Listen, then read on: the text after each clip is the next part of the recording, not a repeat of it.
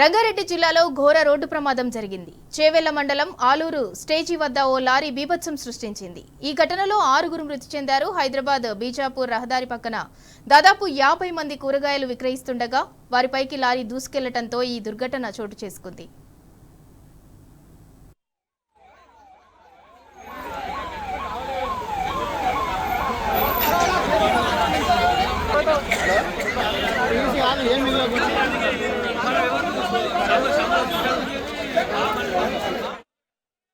వ్యాపారులపైకి దూసుకెళ్లిన lorry చెట్టును ఢీకొట్టి ఆగింది. Lorry driver మాత్రం క్యాబిన్లో ఇరుక్కుపోయాడు.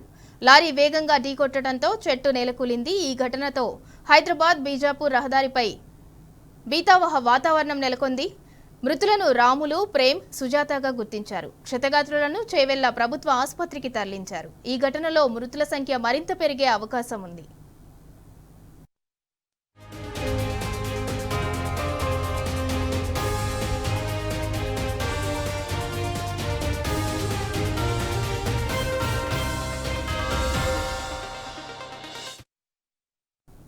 దాదాపు 100 మీటర్ల దూరం నుంచే లారీ అదుపు తప్పిన విషయాన్ని గమనించిన కూరగాయల వ్యాపారులు పరుగులు పెట్టారు.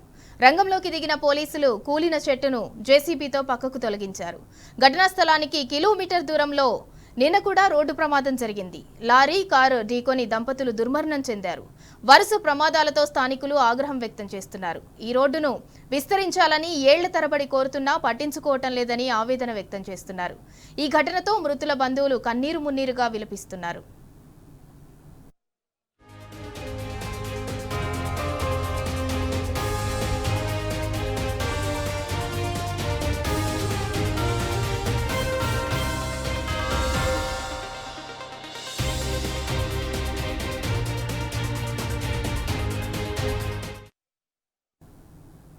చేవెళ్ల రోడ్డు ప్రమాదంపై ఎమ్మెల్యే సబితా ఇంద్రారెడ్డి విచారం వ్యక్తం చేశారు. ప్రమాదంలో గాయపడి ఆసుపత్రిలో చికిత్స పొందుతున్న వారిని ఆమె పరామర్శించారు. భవిష్యత్తులో ప్రమాదాలు జరగకుండా రోడ్డు విస్తరణ పనులను వెంటనే చేపట్టాలన్నారు.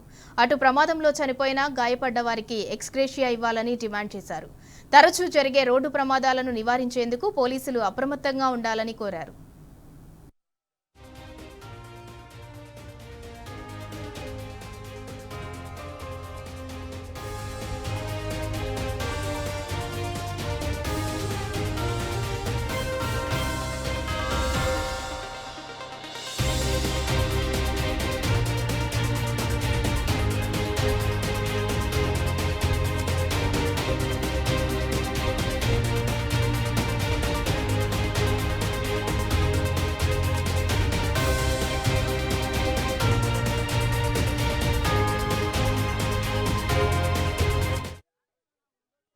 చేవెళ్ల రోడ్డు ప్రమాదంపై ఎమ్మెల్యే సబితా ఇంద్రారెడ్డి విచారం వ్యక్తం చేశారు. ప్రమాదంలో గాయపడి ఆసుపత్రిలో చికిత్స పొందుతున్న వారిని ఆమె పరామర్శించారు. ఇక ఇదే అంశానికి సంబంధించి మరింత సమాచారం మా ప్రతినిధి భాస్కర్ అందిస్తారు. భాస్కర్, చేవెళ్ల ప్రమాదానికి సంబంధించిన అప్డేట్ ఏంటి? ఇప్పటివరకు గాయపడ్డ వాళ్ళ పరిస్థితి ఎలా ఉంది? మండలం ఆలూరు గేటు వద్దకు చేరుకున్నటువంటి మాజీ మంత్రి సబితా ఇంద్రారెడ్డి ఆలూరు రోడ్డు ప్రమాద ఘటనలో గాయపడ్డటువంటి వారిని పరామర్శించారు. చనిపోయినటువంటి మృతుల కుటుంబాలకు కూడా ప్రగాఢ సానుభూతిని ప్రకటించారు.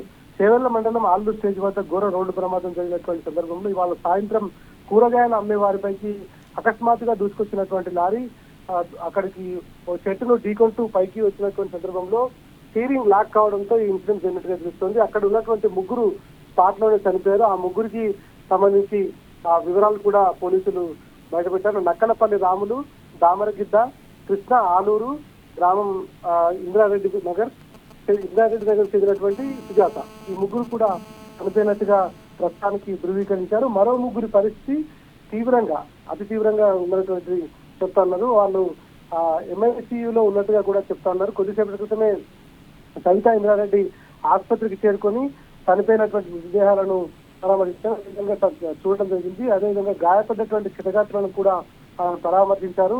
ఇన్సిడెంట్ ఎట్లా జరిగింది, ఏం జరిగింది అనేటువంటిది కూడా అడిగి తెలుసుకున్నారు. ఆమె వెంట పట్టణంలో కార్తీక్ రెడ్డి కూడా వచ్చారు. ముందుగానే స్పాట్ కు చేరుకున్నటువంటి కార్తీక్ రెడ్డి అక్కడ సహాయక చర్యలు సైతం పార్టిసిపేట్ చేయడం జరిగింది.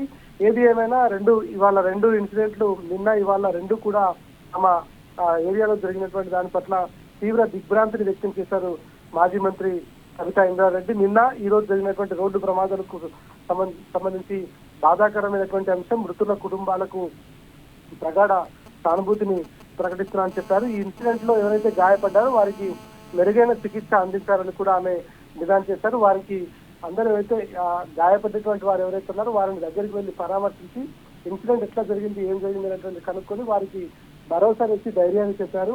ప్రస్తుతం ఆసుపత్రిలోనే సబితా ఇంద్రారెడ్డి అదేవిధంగా కార్తిక్ రెడ్డి ఇద్దరు కూడా ఉన్నారు.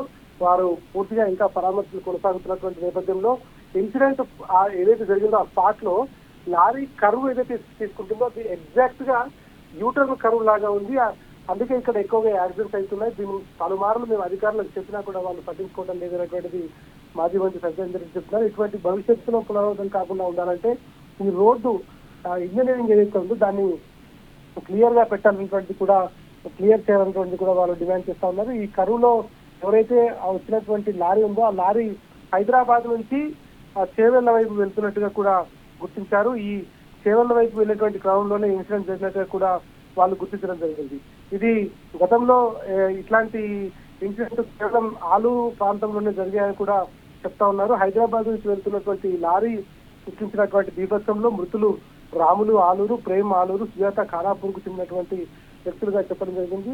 ఘటనలో మరికొంతమంది తీవ్ర గాయాలైనటువంటి నేపథ్యంలో క్షతగాత్రులను చేవెళ్ల ప్రభుత్వ ఆసుపత్రికి, మొయినాబాద్ లోని Bhaskar institute of medical college కూడా తరలించారు. మృతుల సంఖ్య పెరిగే అవకాశం ఉండటంతో మాజీ మంత్రి సత్యేంద్ర రెడ్డి, పట్టణ కార్తీక్ రెడ్డితో పాటు ఇతర బీఆర్ఎస్ నాయకులు కూడా చేరుకుని పరామర్శిస్తున్నటువంటి పరిస్థితి కనిపిస్తుంది. భవిష్యత్తులో ఇట్లాంటివి జరగకుండా ఉండాలంటే సరైనటువంటి రోడ్డు ఇంజనీరింగ్ ఉండాలని కూడా చెప్పడం జరిగింది.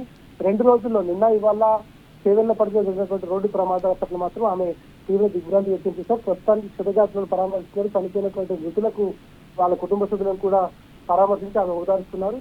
మరి కాసేపట్లో ఆమె ఆసుపత్రికి చేరుకునే అవకాశం కనిపిస్తోంది. సింధిరా. Right, thank you Bhaskar.